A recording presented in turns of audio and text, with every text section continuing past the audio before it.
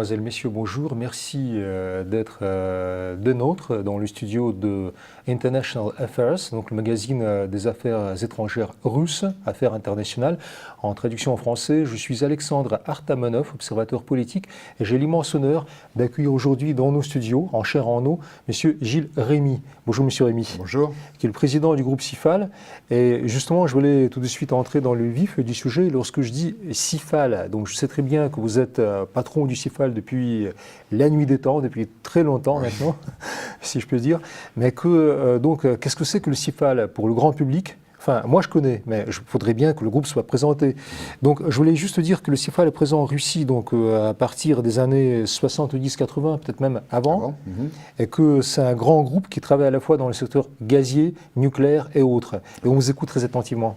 Très bien, mais écoutez, CIFAL c'est une société privée dont je suis l'actionnaire principal et qui fête cette année ses 70 ans d'existence. C'est-à-dire c'est une société qui de commerce international et d'ingénierie qui a été créée après la Deuxième Guerre mondiale par un ingénieur très talentueux, un polytechnicien, Pierre de Teuf, et qui a, dès les années 50, a commencé à travailler à l'époque en Union soviétique sur des projets liés à l'industrie, au transfert de technologie, et également en tant que société de commerce international. C'est une société donc, qui a une très très longue expérience de l'URSS, ensuite de la Russie, et après l'éclatement de l'Union soviétique, j'étais déjà à la tête de la société. C'est à ce moment-là que je suis arrivé à la tête de la société, et j'ai bien sûr continué à développer des activités dans un contexte complètement nouveau en Russie, mais également, et c'est la particularité de CIFAL aujourd'hui, j'ai implanté CIFAL dans l'ensemble des pays d'Asie centrale et en Azerbaïdjan, ce qui fait qu'aujourd'hui, CIFAL est la seule société de commerce international et de montage d'affaires occidentale présente sur l'ensemble de la Caspienne. Ce qui est tout à votre honneur, on s'applaudit haut et fort, et on se demande en même temps, lorsque vous dites donc société de droit privé s'occupant des projets. Donc en fait, vous faites l'assemblage des grands projets au niveau gouvernemental, c'est cela ? Alors nous sommes effectivement un intégrateur, si on peut le définir comme ça, un intégrateur sur des grands projets industriels ou dans le secteur du nucléaire, sur des projets qui ont toujours une composante intergouvernementale. Et la particularité de CIFAL, c'est la capacité justement à intervenir sur des sujets complexes qui mettent en œuvre des compétences très diverses. Alors ça, c'est le montage d'affaires en quelque sorte.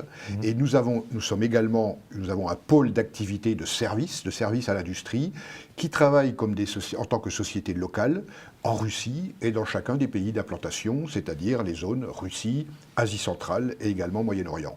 Concrètement, en Russie, CIFAL est une des principales sociétés de ce qu'on appelle en mauvais français le manpower, c'est-à-dire le recrutement et la mise à disposition de cadres pour l'industrie. C'est une activité de droit local que nous avons en Russie.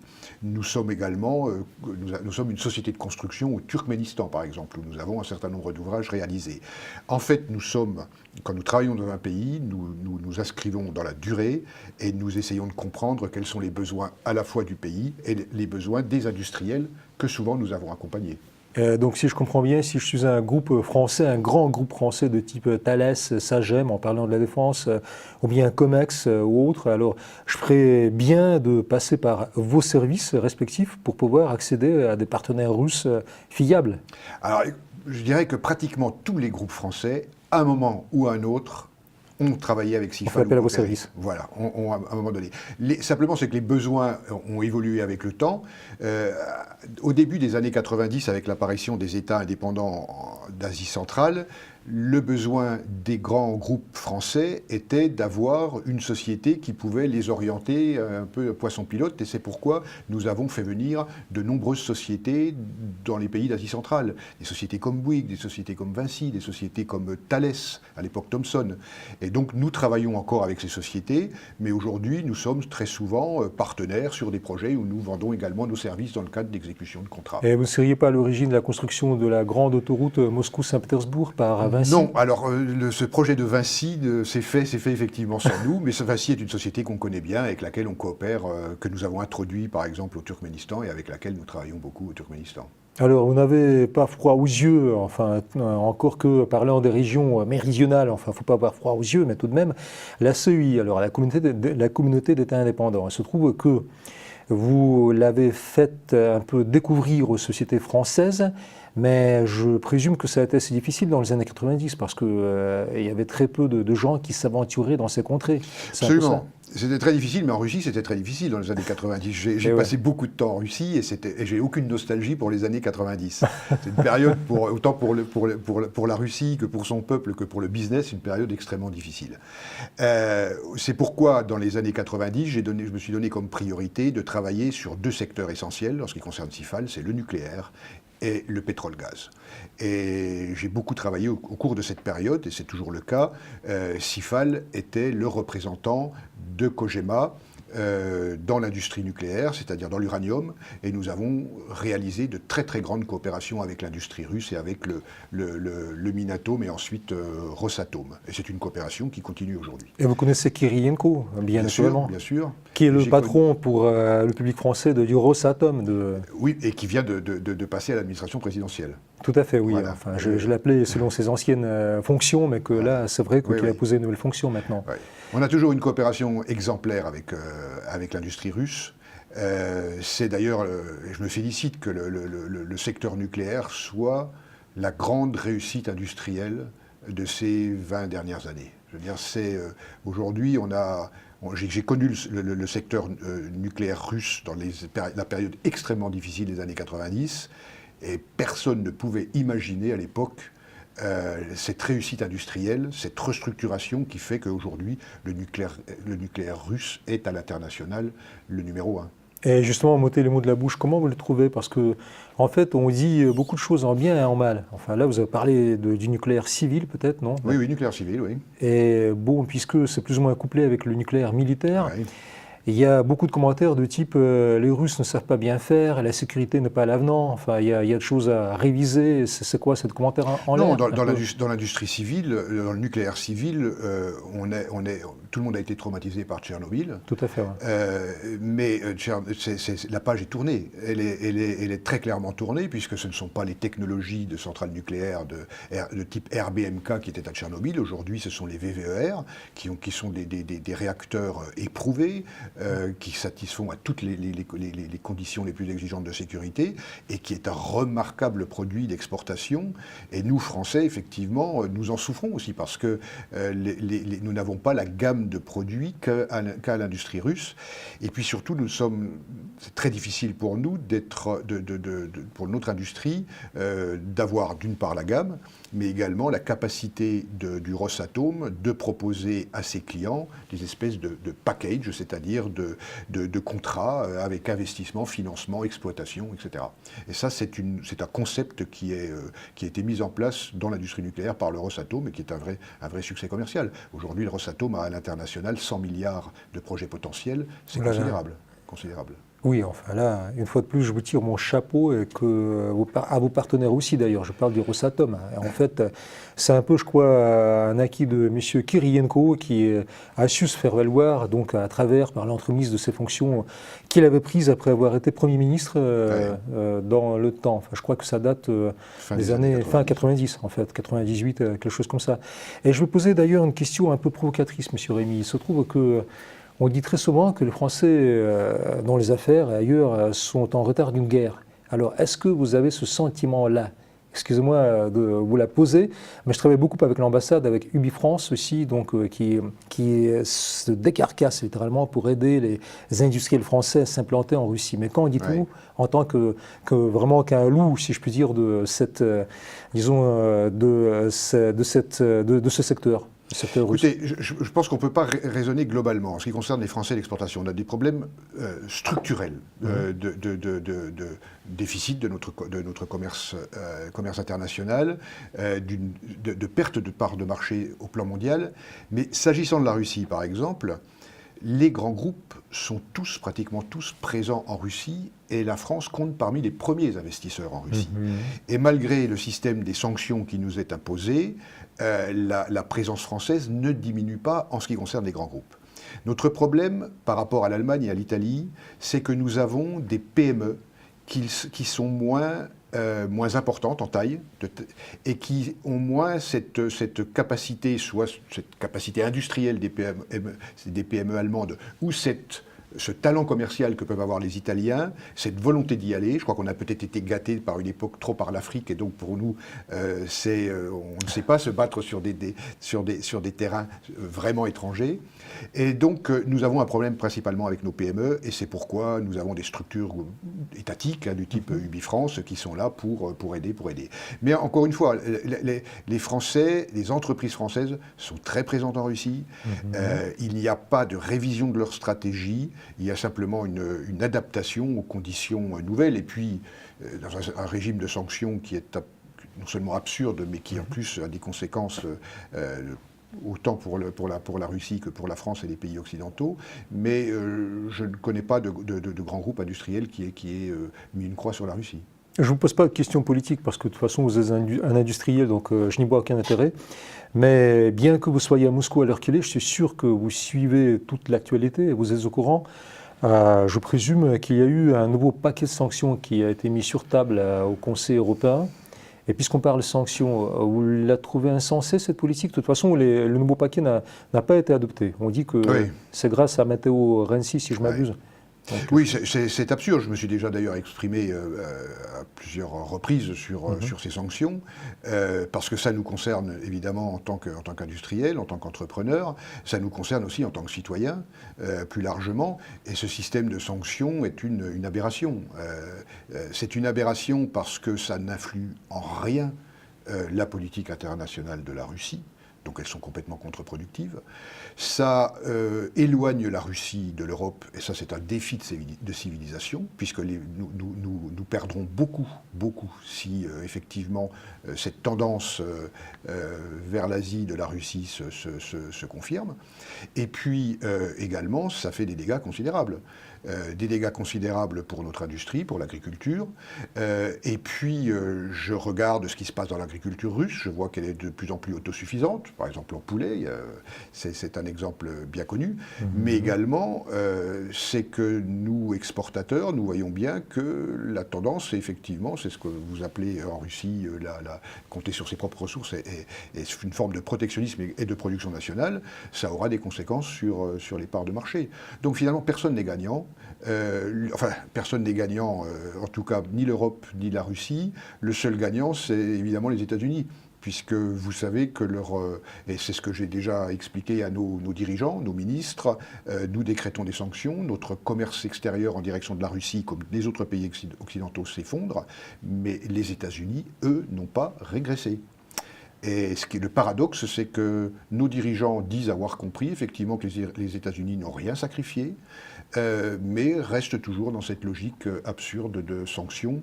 Et on a bien des difficultés en tant qu'entrepreneur de comprendre quel est le sens et la rationalité de tout ça. C'est bien ce que je constate à mon corps défendant, parce que, en fait, vous êtes sur la même longueur d'onde avec M. Ryabkov, qui est adjoint au ministre des Affaires étrangères, c'est-à-dire de M. Lavrov. On se parle dans l'enceinte du ministère des Affaires étrangères, puisque les studios que l'on occupe actuellement appartiennent au ministère. Et je voulais juste vous citer les propos de M. Ryabkov, qui, tout en étant diplomate, a adopté, si vous voulez, un ton commercial, en disant que si jamais il y avait d'autres sanctions, la Russie pourrait être amenée, par exemple, à répondre dans le secteur aéronautique, puisque Mme Merkel en a parlé, et qu'elle ne livrerait plus de titane, par exemple, aux avionneurs allemands et français, malheureusement, en l'occurrence. Mais je suis bien content que finalement, il n'en soit rien, qu'il n'y a pas de nouveau paquet. Et ça m'amène à vous poser la question sur les Américains, justement, parce que, vous êtes dans l'uranium, alors vous maîtrisez à fond le sujet. Et vous savez qu'il y a eu dernièrement une déclaration de Vladimir Poutine sur le plutonium, c'est-à-dire un combustible nucléaire utilisé à des fins militaires, et qu'en fait, il n'entendait plus respecter ses engagements pris il y a quelque chose comme 20 ans, dans les années 90, pour recycler le plutonium militaire et le transformer en combustible civil, parce que les Américains ne respectaient pas leurs engagements respectivement. Qu'en dites-vous ? Alors, effectivement, c'est un sujet techniquement assez complexe, mais ce qu'il faut en tirer, c'est avant tout un signal politique qui est donné. C'est la fin ou en tout cas, Poutine a stoppé, a voulu marquer le coup sur un processus qui a été engagé dans les années 90. C'est un sujet que Sifal connaît bien, puisque en 93, dans le cadre des accords de désarmement, il y a eu ce qu'on a appelé l'opération du siècle, c'est-à-dire le fait il s'agissait de 20 000 ogives nucléaires dont l'uranium hautement enrichi a été dilué pour en faire du combustible pour l'industrie, pour les centrales nucléaires. Et donc c'est un accord américano-russe dans lequel nous avons participé au titre de société occidentale pour racheter justement la part qu'ils pouvaient utiliser dans le secteur civil.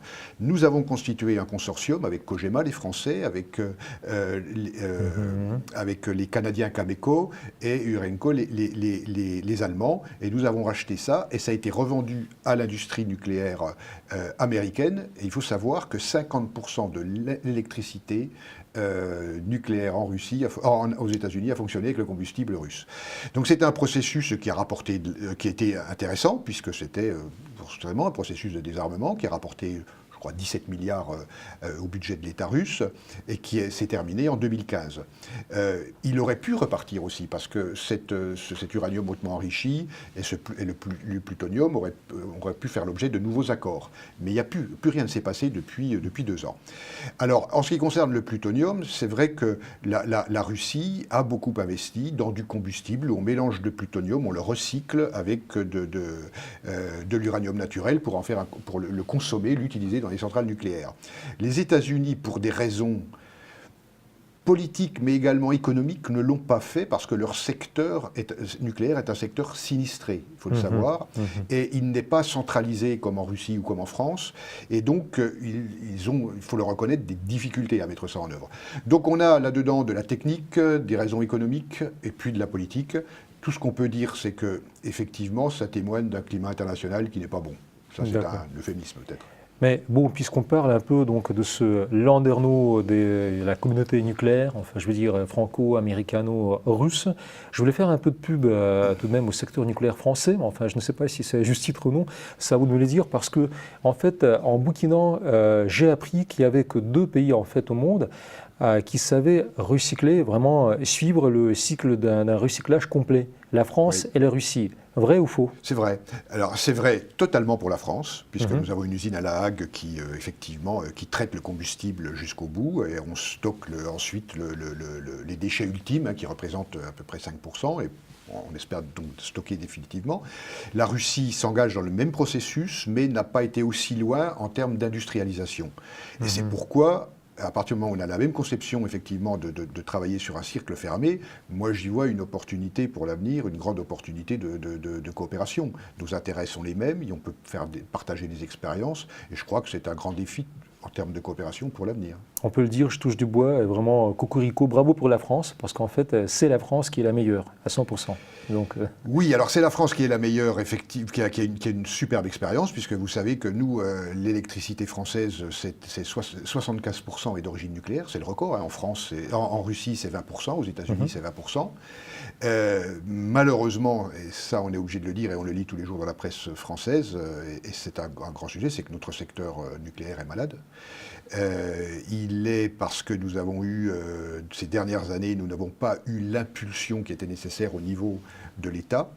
Il a été certainement aussi mal géré, et aujourd'hui nous sommes à la croisée des chemins pour la France. Est-ce que nous allons abandonner un secteur où nous avons été au plus haut niveau mondial, ou est-ce que nous allons, en le réorganisant, se maintenir à haut niveau? Et ça c'est l'enjeu, je dirais même que c'est un enjeu important des prochaines élections présidentielles.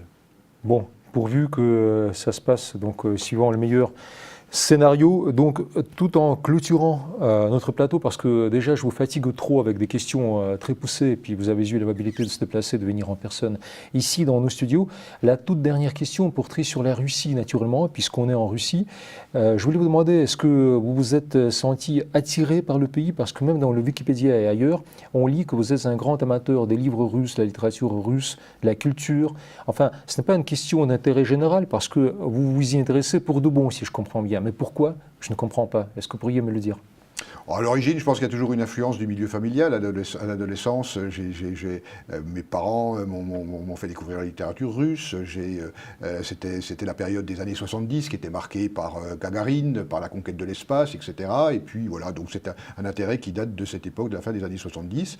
Et ensuite, en termes d'orientation professionnelle, quand je suis juriste de formation, juriste international, et quand je me suis lancé après quelques hésitations dans le privé, à l'époque, le secteur public était très prestigieux en France. Oui. Et quand j'ai fait le choix de passer dans le privé, je me suis orienté vers quelque chose qui était, à l'époque, beaucoup plus original que d'aller faire du business avec la Suisse, avec l'Italie ou avec les États-Unis. C'était la fin de l'URSS.